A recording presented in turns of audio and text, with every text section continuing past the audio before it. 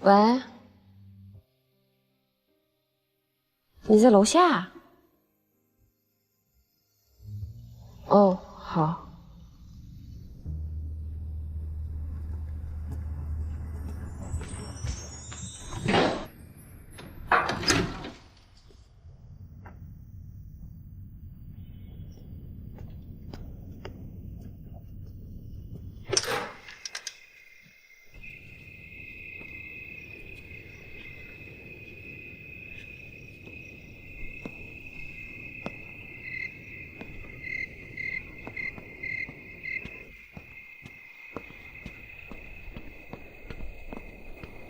怎么了？你还的钱，我退给你了。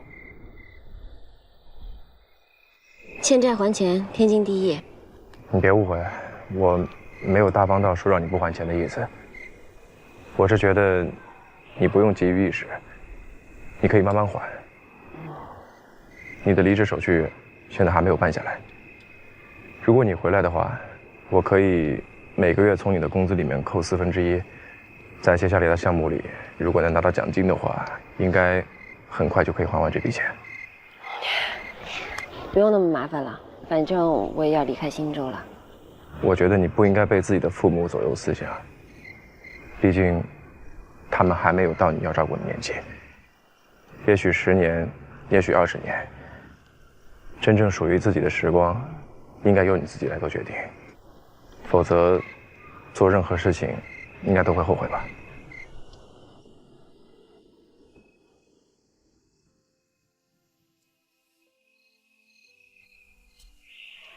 你是怕留在这儿会让你想起林浩？你们怎么都这么说？也许这是最明显的理由吧。是为了我爸妈，我不想让他们再操心了。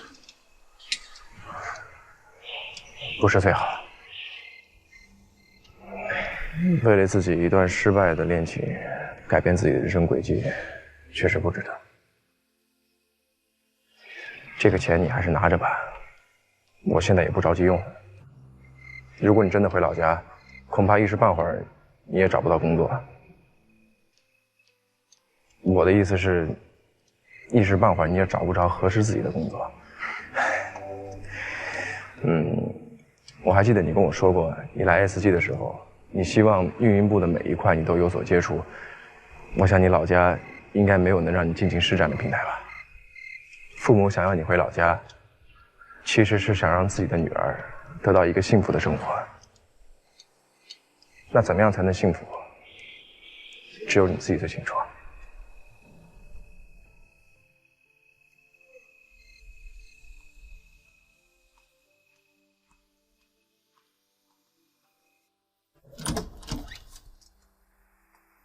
回来了。爸妈，你们怎么又起来了？哦，我跟你爸想跟你说点事儿。哎，你说还是我说？来，过来过来。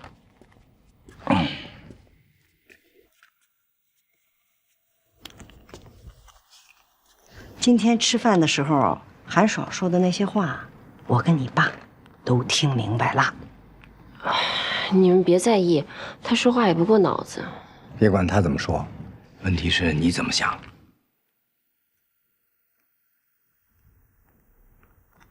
我这样，想让你回去，是我和你妈的想法。你自己什么想法？说呀，说。爸妈，我想留在新州。啊，说说理由。你们还记得20多年前吗？那个时候电脑还没有普及呢，更别提什么智能手机还有 APP 了。那时候生活多不方便啊！我还记得，我小时候有一年春节，妈想来新州探亲。爸，你为了买火车票，前一天晚上就到火车站排队了，一直要守到第2天早上售票口开。这中间连厕所都不敢去一趟，生怕回来了又要重新排队。那可是大东北的冬天，多冷啊！当时我就在想，要是在家里也能买票，那该有多好啊！但是你们看现在，天翻地覆，日新月异的。现在打开手机 APP， 想要什么点什么，互联网方便了多少人的生活呀！所以我想在我的这个行业里有自己的作为。爸，你之前跟我说，只要有网络的地方就能做互联网，但事实不是这个样子的。这个圈子发展的太快了，只要稍微一脱离，就会被甩掉很远。只有在大城市里，才能得到需要的资源，还有发展的空间。这些事情在我们老家是做不到的，所以我想留在新州。行了，闺女，我跟你爸刚才已经商量好了，只要你喜欢，你就留下来。真的啊？太好了！可是你们怎么办啊？哎呀，别管我们了，我们还没有老到让你照顾的时候。我们想让你回去，主要是怕你在这受欺负。林浩那小子干的事儿，我想起来，我心里就翻篇了，你怎么又提了？爸，事情都过去了，你也别再往心里去了。好啊，妍妍啊，你身边的这些朋友啊，向南啊、小雷啊，他们都很不错。孩子们到医院去看我。你妈把我的宝贝核桃扔了，人家还帮一块找回来啊，还挺好。哎，有这帮朋友在身边，我和你妈也就放心了。留下吧。哎呦，爸妈，我都想好了，等我再努力奋斗个3、4年，我就把你们都接过来。哎呦，哎，我没让你安排啊，我和你妈我们另有安排。对呀，我们要去祖国的大好河山，我们想去走一圈儿。我们也有远景规划。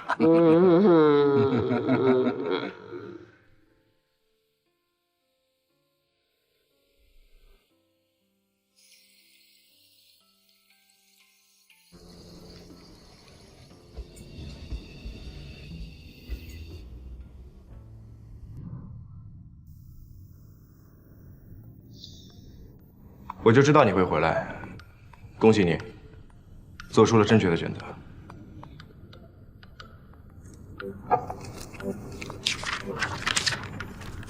这是我的条件。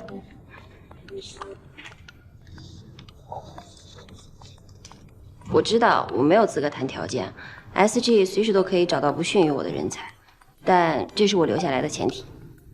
不谈与工作无关的事，不得语气调戏、动作暧昧，更不准有肢体接触。欠债还钱，不许不收。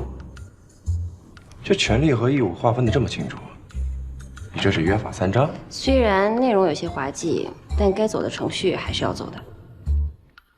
君子协定，一式2份，白纸黑字。希望你可以好好遵守约定，我们2个和平相处。你有这个经历啊，可以好好出份伺候案了。总监，您找我啊？进来。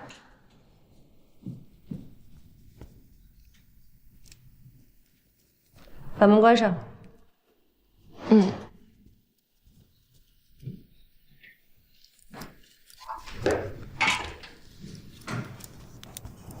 这个月绩效考核结果看了吗？嗯。有什么想法？连续2个月绩效考核成绩垫底，这个月要是再这样，你打算怎么办啊？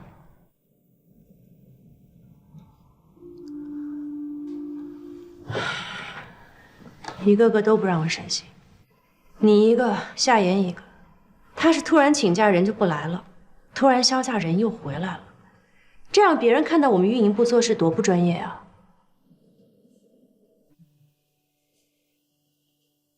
虽然他现在人回来了，但是矿工那么多，肯定要扣积分的。到最后垫底的应该就是你们2个。那怎么办啊？夏言确实是一个不错的人才，在能力方面，他也的确比你要强。不过你别紧张，你是我带出来的人。我自然舍不得你走，只是公司有公司的章程，你只能靠你自己。要是再不努力，谁都留不住你了。所以该怎么办，你自己真的要好好想清楚，明白吗？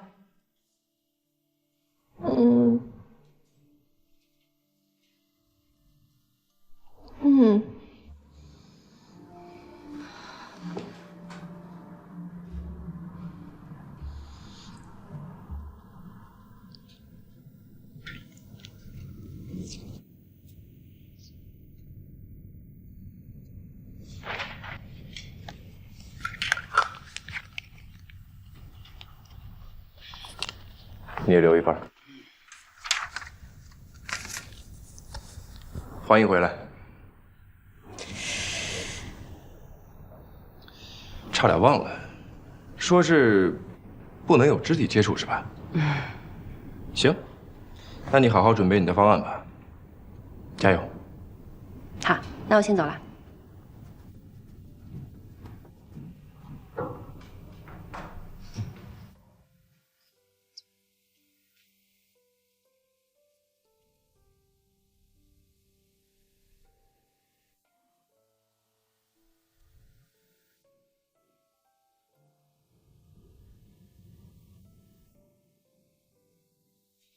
悠悠，你把，哎，夏言，哎，夏言，这么长时间没见，你也不联系我们一下，你去哪儿了？家里出了点事。对呀，我听艾米说你爸爸生病了，现在怎么样？没事了吧？做了个小手术，现在已经出院回老家了。不管怎么说，夏言回来就好啦。对呀，你不在的时候，我们头脑风暴总觉得少了点什么，觉得只有风暴，没了头脑。太夸张了吧你！真的，我们都可盼着你回来啦。行，那我先去工作，回头我请大家吃饭。拜拜拜拜。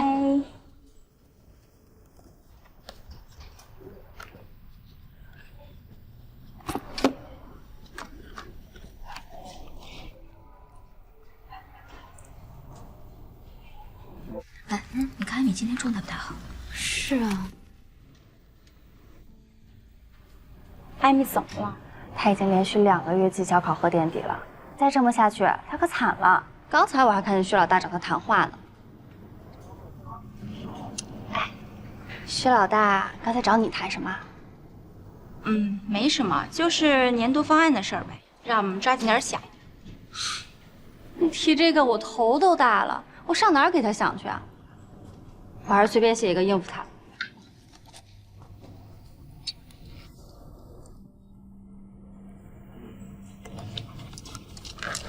艾米，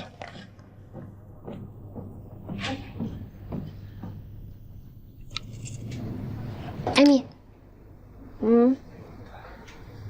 哎，公司的年度项目征集，以往被选中的大概都是什么样的类型主题啊？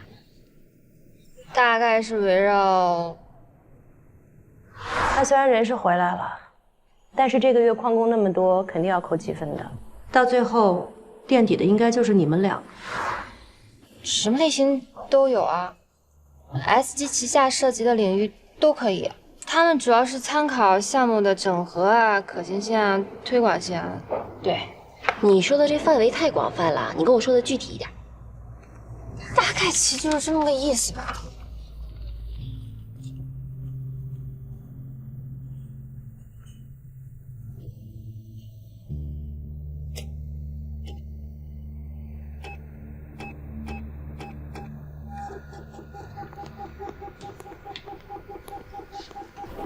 艾米，你没事吧？没事儿。你是在担心绩效考核的事情吗？你别太担心了，你也是运营部的老员工了，不管是资历还是能力，你都没问题的。你这话说的多轻巧啊！你当然不用担心了，我又不是你，什么难题到你手里都能轻而易举的解决。况且你背后还有徐总给你撑腰呢，我们哪能跟你比啊？对不起啊。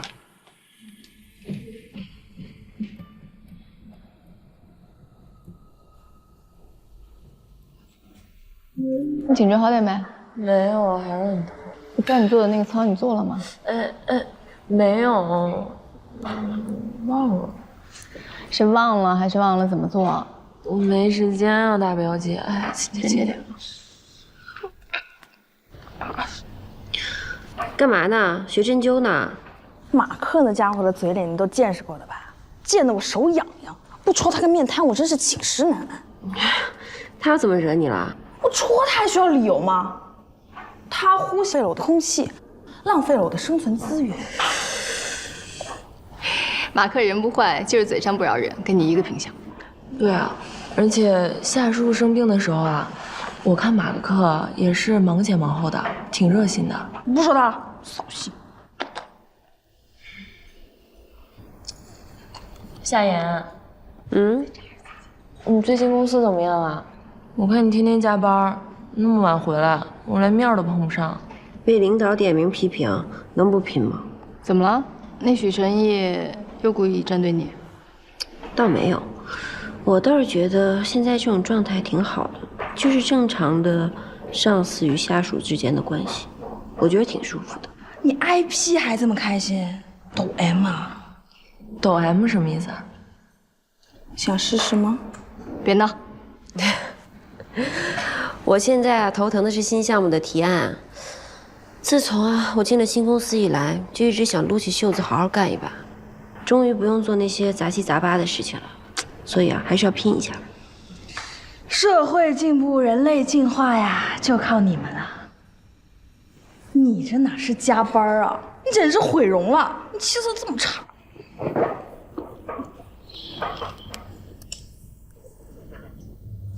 女人啊，拼得拼，但千万不能把自己熬酷呀。这什么色号？快发我！这颜色挺好看的，贵不贵啊？我就早就发群里了，那个斩男色，你们都没看吗？你别看我啊，什么水啊乳啊的，看见我就头疼。我最近工作太忙了。不行，你这个也太贵了吧？哎，韩爽，你不是粉丝也挺多的嘛，然后还经常直播，不然你去做带货主播吧。你要是带货呀，这能力肯定不输大牌。其他人我才不操那闲心呢，只有你们仨能独享姐妹恩宠，还不快谢恩？谢谢。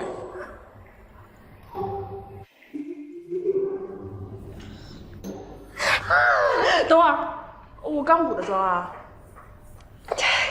我先走了啊，你们继续。哪？我刚想个切入点，回公司加班去，拜拜。喂，你们进步人士的世界我是真的不懂啊。今天周日啊，好不容易休息。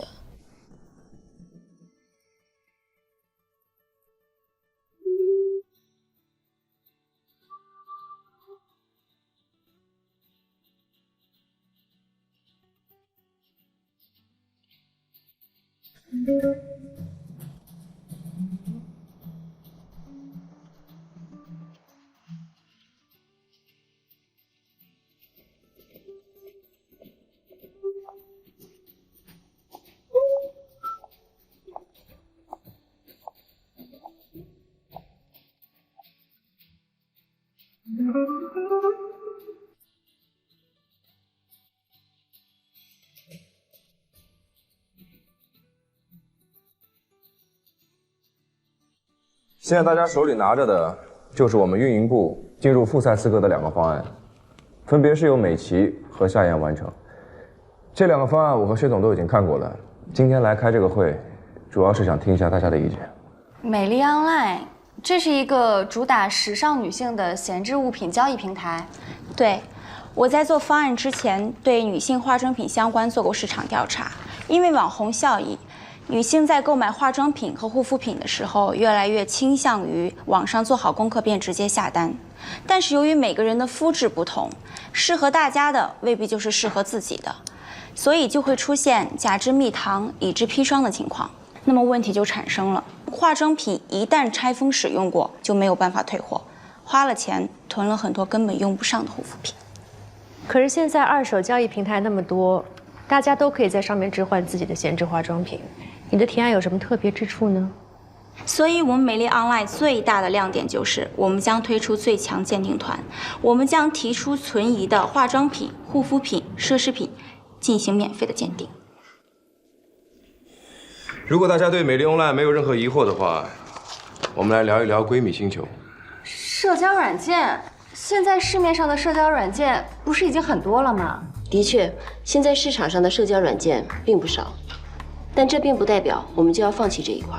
相反，这正好认证了市场的需求。如果我们可以挖掘垂直领域，抓准细分用户，我觉得值得一试。普通的社交应用已经囊括了所有的用户层，我们还有深挖的必要吗？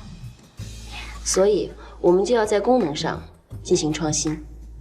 我是网易云音乐的深度用户，平时听歌的时候我就喜欢刷评论，可以分享听歌感受的平台有那么多，为什么还有大批的用户喜欢在网易云音乐上面刷热评呢？因为同好聚集。对，同好。只有在这里，你可以找到跟你在同一个深夜聆听同一首歌的人，感受共鸣。聚焦闺蜜，一般的好友圈功能还不够吗？如果是想打造全民闺蜜的话，的确不够。女生在一起平常讨论的会是什么？就是分享。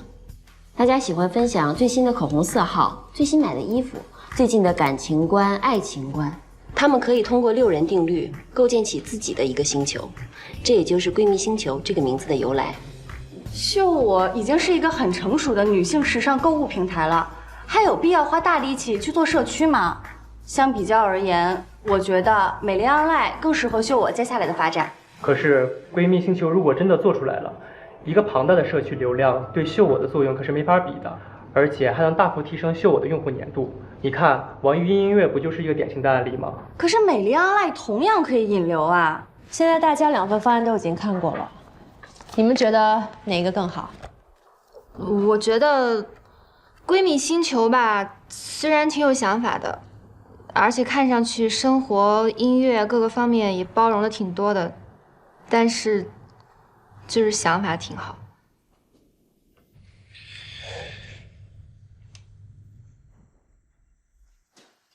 石总，你觉得呢？这2个方案都很不错，相较而言，美丽 online 更能让人看到它的功能性，以及对秀我用户需求的延展。美丽 online 是一个好项目，但作为 SG 最重要的项目，我认为闺蜜星球更合适。石总，就这么决定了，散会。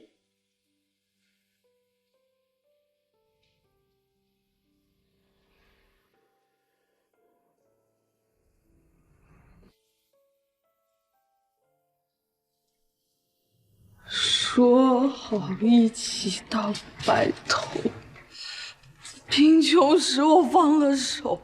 再见，我亲爱的小辉、小红、小兰。等有钱了，一定把你们都买回来。把什么买回来啊？清仓大甩卖。Coco 小姐也有缺钱的一天啊。别惹我啊，我烦着呢。都说这包啊是女人的第2张脸，你连脸都不要了，看来是真的遇到难处了呢。要不要我给你支个来钱快的招？你今天是自己上门找虐来了吧？咱俩现在谁虐谁好像还不一定呢吧？哟，谁给你的胆说这个话的？你不就仗着有几个破视频在这威胁我吗？视频在这儿呢，还没删哦。今天我就给你个机会，把视频删了，咱俩2清。不删呢？不删。好。哼，今天我还就不走了。是，刚好我无聊，陪我玩玩呀。来啊！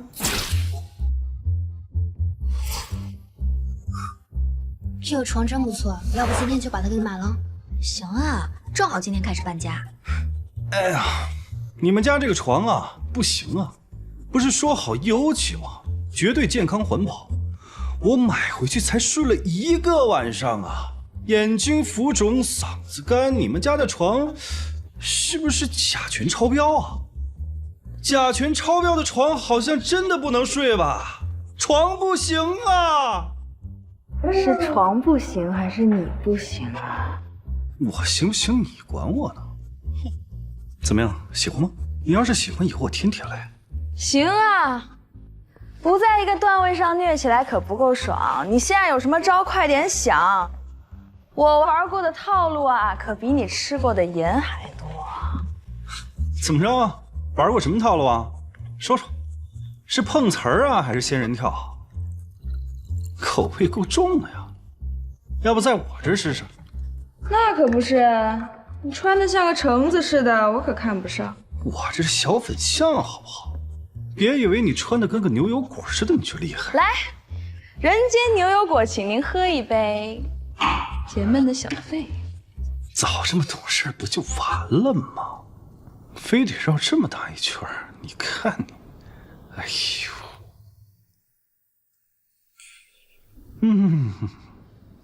你敢？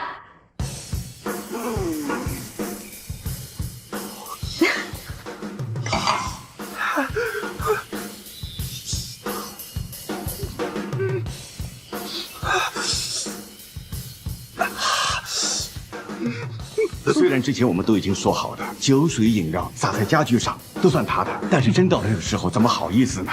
再说这床品是成套的，但是其他的也卖不出去了。刷卡吧。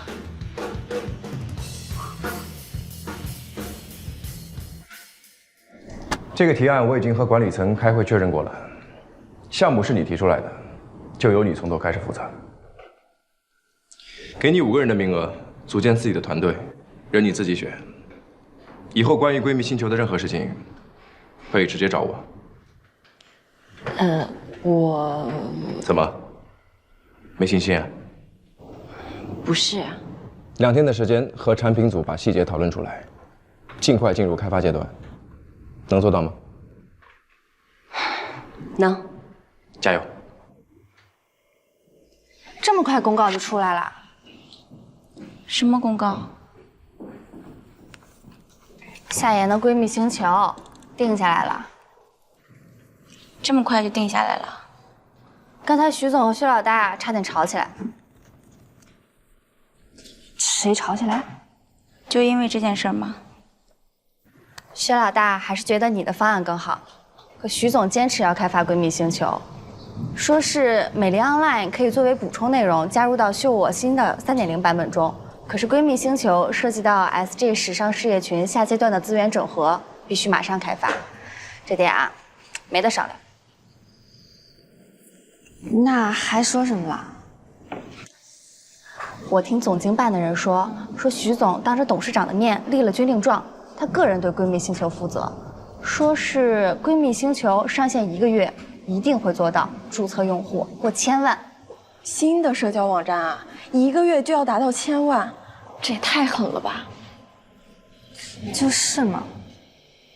总监，徐总那边让我挑5个人，我想问一下你的意见。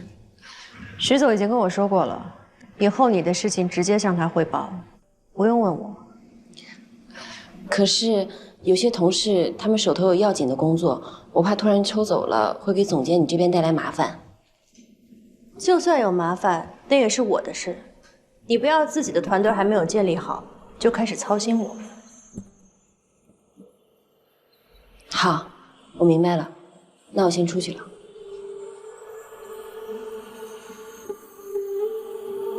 把门带上。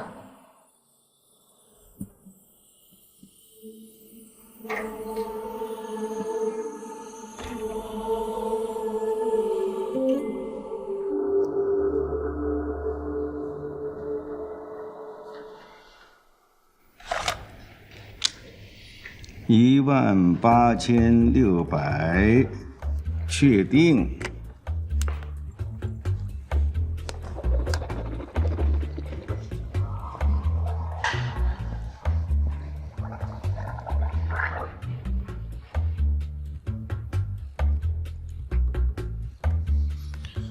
喂，我听着呢，就这个地址，把床赶紧拿走。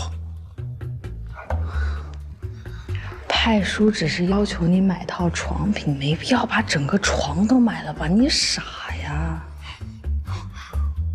我愿意，你管得着吗？小粉象挺刚啊，没对手。小马，啊，卡刷好了，收据。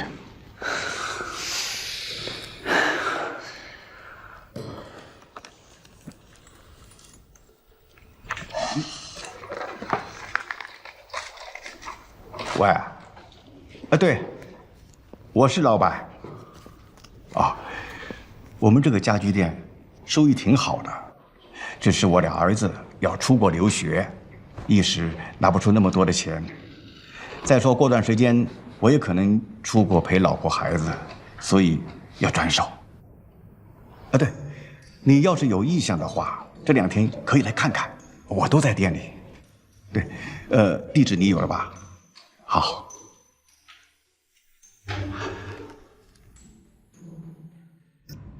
产品的细节我和同事们已经梳理出来了，还有闺蜜星球项目组的小组成员名单也拟定好了。艾米也入选了，你自己点的兵，自己要负责带好。我会的，谢谢你。最近这个词儿出现的频率是不是有些高了？我反而觉得有点不太适应。谢我什么？方案啊，谢谢你的肯定。不让一份有价值的方案被埋没，是我的职责所在。至于它的价值要怎么体现，还是得看你自己。如果你要谢我的话，我是不会拒绝的。只是我这个人比较实在，这上嘴唇碰下嘴唇，轻飘飘的2个字，对我毫无意义。我今天早上刚给你打过钱的。昨天晚上项目奖金刚发下来，今天早上我就收到了2万块钱转账。这不明就里的人还以为我在徇私，故意让你拿到这笔钱，好早点还债呢。剩下的钱我会尽快还的。你自己安排好吧。我要是总收不及的话，你肯定又要以为我意有所图。徐总，这次是我意有所图。运营部的末位淘汰制，可不可以考虑取消啊？理由？运营部有很多项目需要团队的协力才能完成得更出色。这种制度虽然加强了竞争氛围，但总给员工一种身后有狼在追，不得不全力奔跑的危机感，搞得员工之间都有所忌惮，不得不藏私。比如呢？比如，我身边有的员工最近可能陷入了项目的瓶颈期，而我正好想到了一个好点子，但这项目呢又不是我的项目，那你说我是出手相助还是视而不见啊？反正他完不成任务，正好解除了我被淘汰的危机。那如果是你的话，你会怎么选？我怎么选不重要，大家怎么选才重要。末位淘汰制虽然筛选留下精英，但是整体的办公效率不一定有所提升。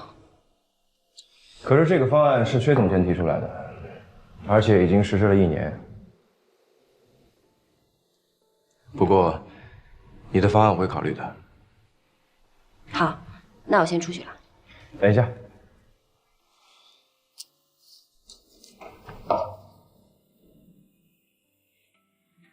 不是给你个人的，这是闺蜜星球项目组每个人1张，公司2个月的食堂饭卡。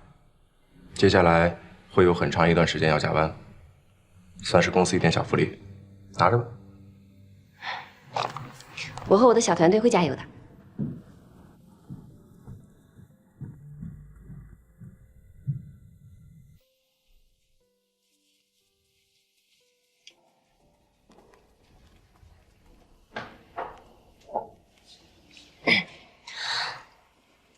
新军哥，前2天给你们公司发的那份简历，现在还没有人回我呢，你能帮我问一声吗？谢谢。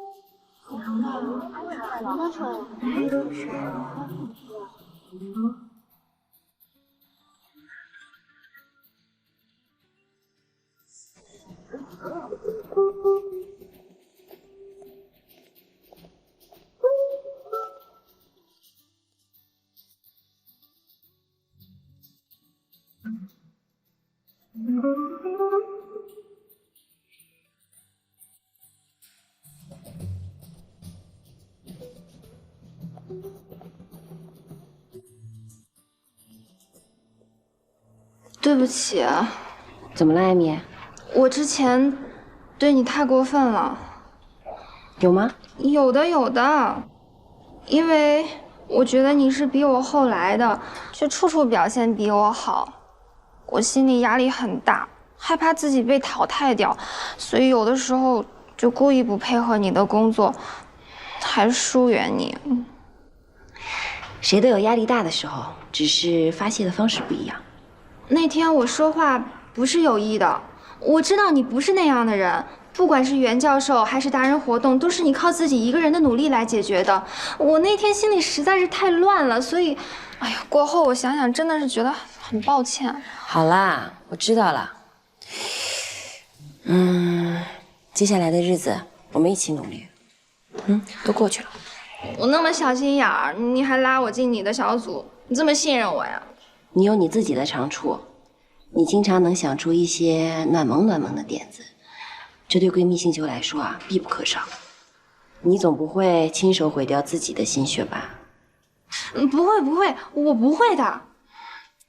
接下来呀是证明你自己的好机会，别错过了。那夏言，你原谅我了吗？看你表现吧。为什么有的时候觉得你挺讨厌，但是一听你说话就情不自禁的被你洗脑了呢？就情不自禁的爱上你了呢？快去工作啊！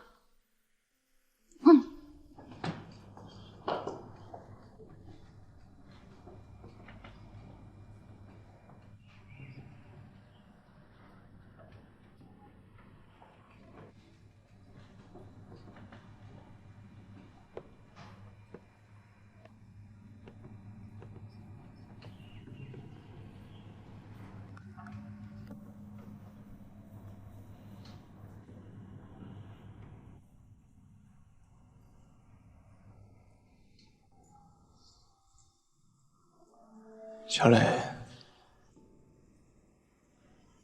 我这样是不是很傻？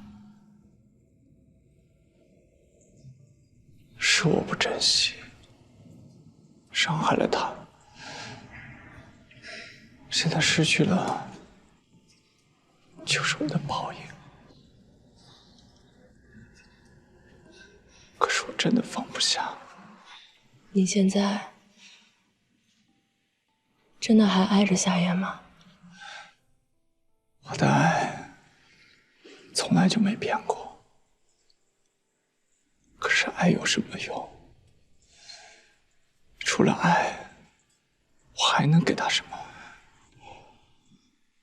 我不能让夏言跟我过一辈子的苦日子，更不能让我们的孩子也过这样的生活。我相信你是有能力的，只要你坚持，你们还会重新开始的。这个现实的社会，能力有屁用啊！我辛辛苦苦跑业务，喝酒喝的胆汁都吐出来了，可这些都比不过那些有背景的人的一句话。和他们一比，我活得就像个笑话。人生是自己的，不要和别人去比。我不甘心啊！我用了加倍的努力去念书，考大学，读研究生。我以为我靠自己很快就能出人头地，可事实呢？一些人，他们什么都不干，就可以拥有我付出10倍都得不到的东西。你说这公平吗？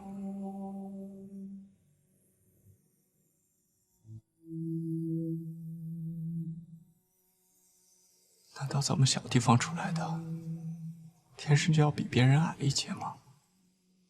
凭什么？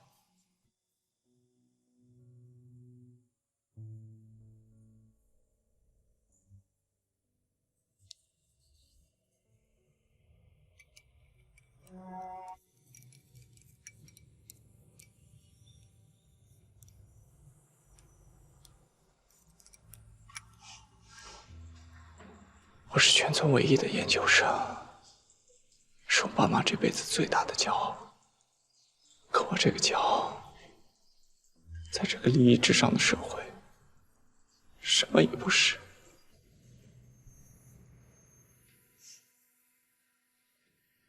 可是以前，你也是夏言的骄傲。曾经我也这么以为，可后来我没自信了，知道吗，小磊？我没有自信了。夏言他那么优秀，他遇到的人哪个条件不比我好？他们轻易的就可以把我想要给他的东西捧到他面前。可是我呢？我还什么都给不了他。这城市光鲜亮丽，可是想要活下去太难了，就连维持一份爱情都那么难。郝杰对我只是图个新鲜刺激，我对郝杰更是没有动过心。可以我当时在公司的地位，他要对我有所图，我能有什么办法？我想要尽快给夏言一个安稳的家，给他一份温暖的情感，我只能妥协，只能忍受屈辱。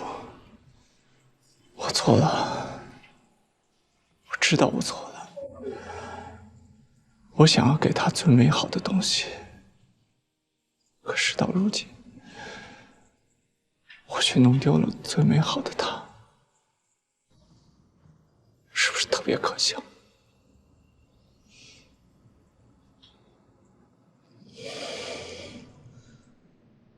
你是不是看不起我？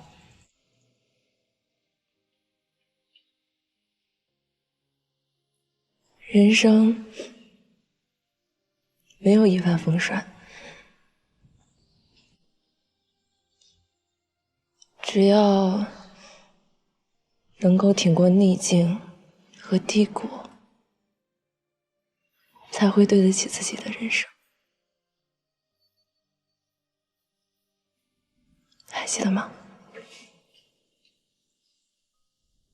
这是在上大学的时候，你跟我说过的话。李浩，你还是从前的你。我都忘了我以前自己是什么样子。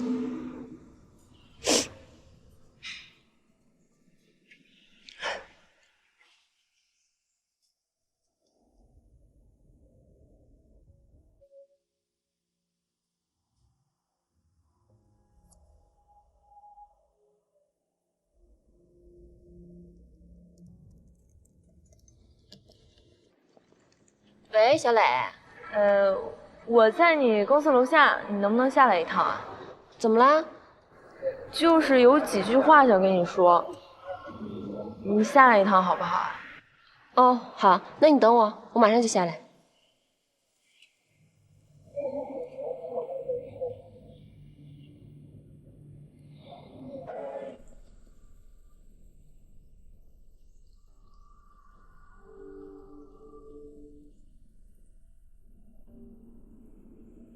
夏言，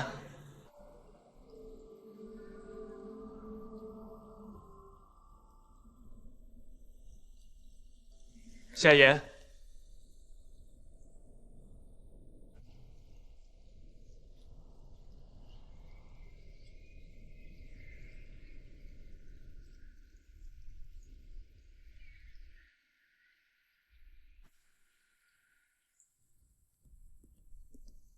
你想说什么就赶紧说吧，我还要回去上班呢。你瘦了。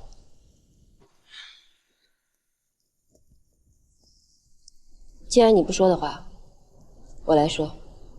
我知道郝杰出国了，我猜你们已经分手了，所以你过来找我，是想看看有没有复合的机会，对吗？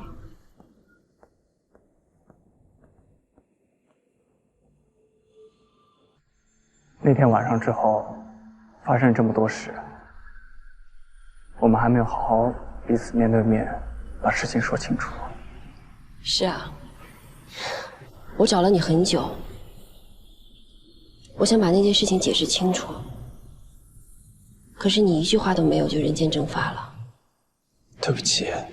那几天我到处找你，我生怕你出事儿。我不停地在问自己，我到底是做了什么？我每天那么努力是为了什么？为什么还是把你给弄丢了？夏言，对不起。我一直在等你的出现，可我最后等到的是你搂着另一个女人的照片，等到的是你一句轻飘飘的分手。真的对不起。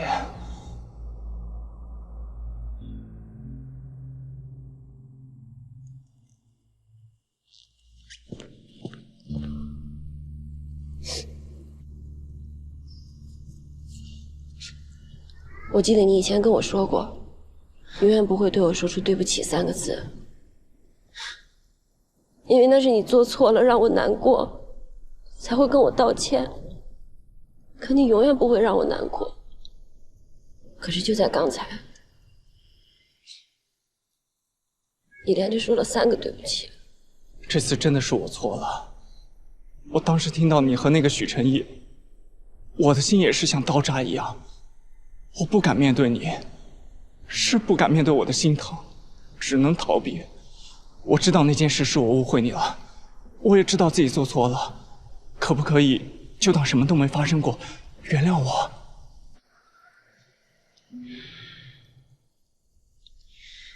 我今天之所以跟你站在这里，就是想把过去干干净净做个了断。夏夜，别这样。分手之后我哭了很久，我想不明白为什么我们会走到今天这个地步。我曾经以为我们是最般配的。当然，我们是公认的最佳情侣，不是吗？可我发现我错了。我看到你跟郝杰站在一起的时候，我发现你们也很般配。我才明白，这个世界上没有哪2个人是必须要在一起的，一切只是看你愿意相信什么。你当初愿意相信我跟许成义不清不楚，是因为那样会让你的选择更容易。你现在又愿意相信那是个误会，是因为郝杰已经走了。不是的，夏言，我是真的还爱你。你愿意相信你还爱我，是因为你暂时没有更好的选择。你怎么要这么说呢？不管你怎么想，在我的心里，你跟我已经没有关系了。不管你以后跟谁在一起，我都祝福你。但是请你不要来找我了。你真的要那么狠心吗？干脆一点，就像你当初离开我那样。我祝你前程似锦。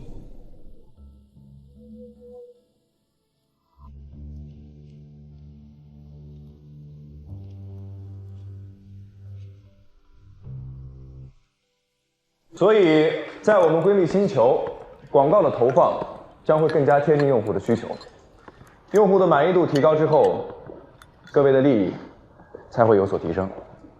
来，我再提一杯。来，继续做。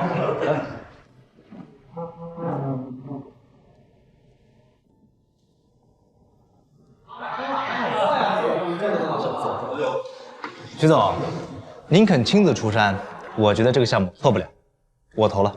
对了，我听说徐总把这市面上最火的几个健身软件都给吞了，还加上这个什么什么闺蜜，这女性市场的大蛋糕啊，至少被吞下一半。徐总投你，我放心。其实这个项目主要不是我来负责，而是由我们夏小姐负责。但是我非常看好这个 APP 的前景，也会成为未来几年内我们公司的主推项目之一。相信其中的利益不会让各位老总失望的。原来是位大美女啊，怪不得。我们几个跟徐总可是有很长时间没有见面了，能把徐总请出来站台，不一般。对呀，我听说徐总都立下了军令状了。军令状？徐总，您这是为了江山呐，还是美人呐？徐总能带领我们 SG 走到今天，靠的就是能力、魄力，还有识人的眼力。当然了，也离不开各位老板的支持。请各位相信，徐总绝对会以各位还有公司的利益为先，绝对不会徇私。我在这里代表徐总敬大家一杯。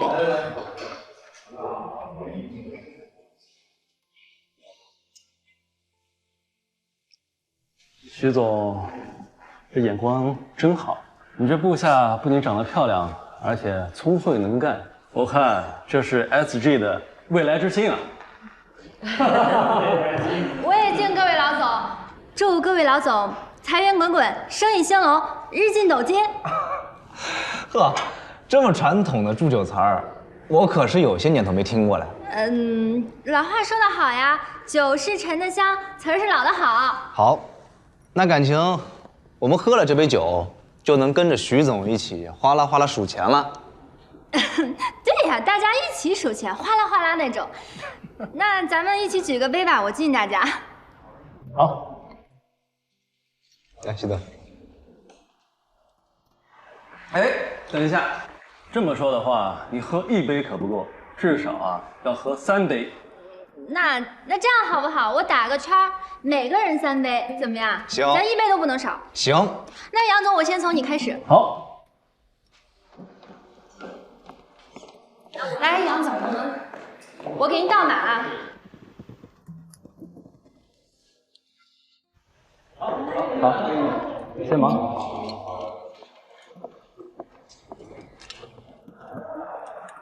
你等会儿啊，咱俩一会儿喝，咱俩一会儿单喝，别着急啊。何总，我给您满上，满上。好。哎，艾米小姐，这我们也不能老让你陪我们喝吧？我们夏小姐是不是也陪我们喝几杯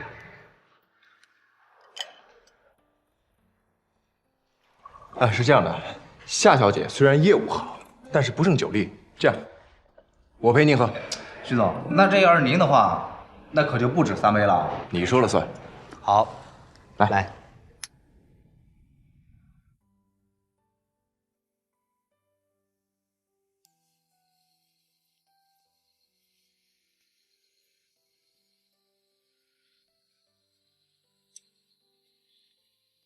费先生，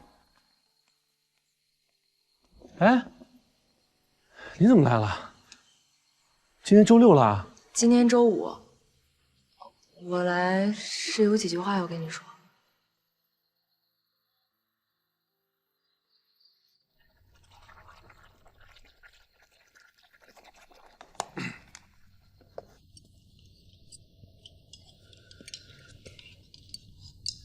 王梦找你的事有点唐突，主要是怪我，我不应该告诉他我喜欢你。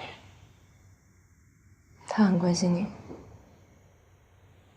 我们虽然离婚了，但还是朋友。准确的说是亲人。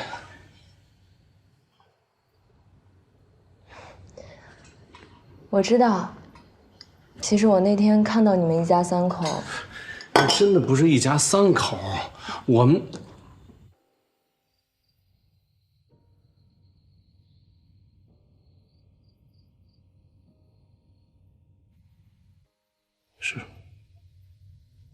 你说的没错，我们是亲人，这是没法割舍的。陆夏，我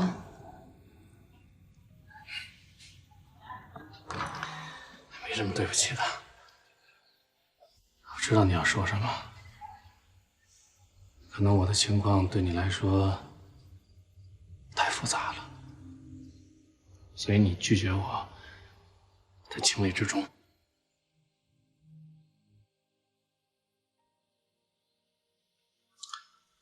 我只希望这段时间没有给你造成太多的困扰，没让你太为难。没有为难我，这段时间我真的很开心，认识你很高兴。开心就好。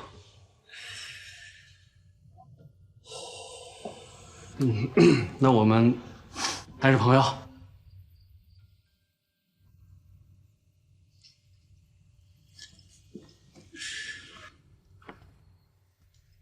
哎，记得我上次跟你说那个博物馆吗？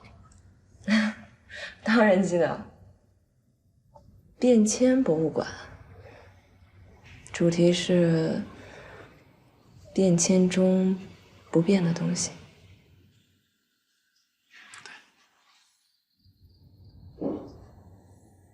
自从确立了主题之后，我就一直想出国去拍一些素材，但是因为我想，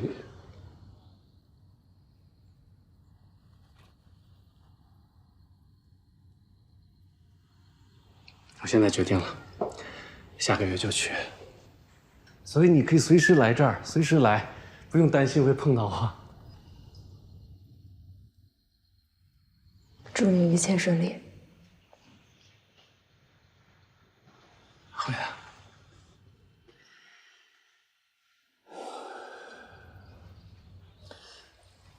等到时候全都弄好之后，一定要来看。好，一言为定。一言为定。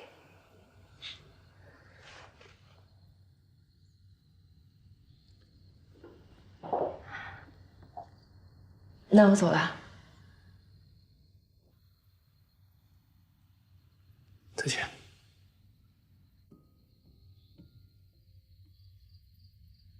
再见。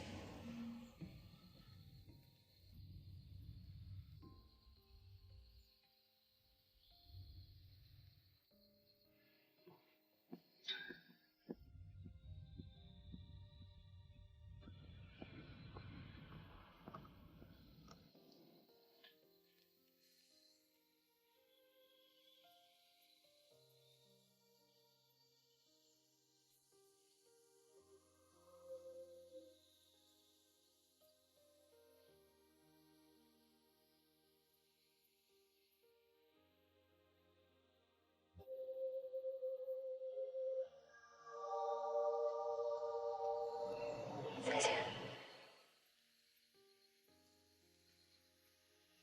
小磊，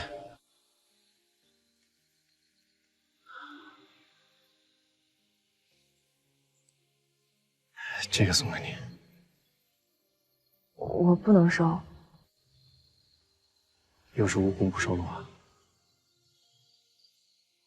这个作品我在网上看过了，获过奖的，太珍贵了，我不能收。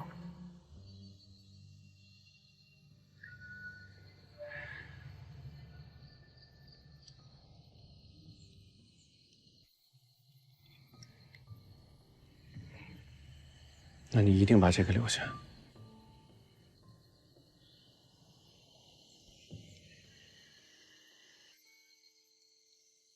小。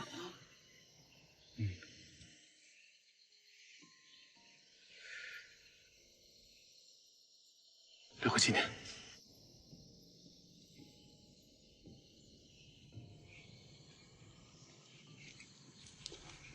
拜拜。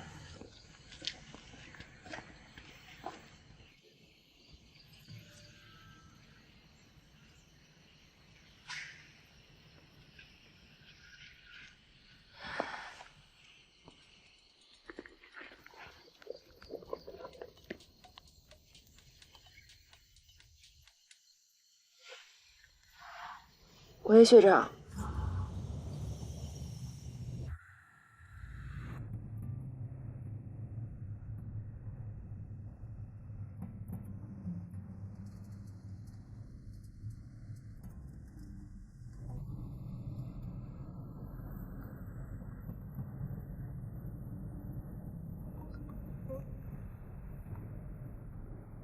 夏言，徐总就交给你了，你一定要安安全全的把男神送回家呀。徐总为了闺蜜星球付出了太多了，太累了，喝了太多。我不多说了。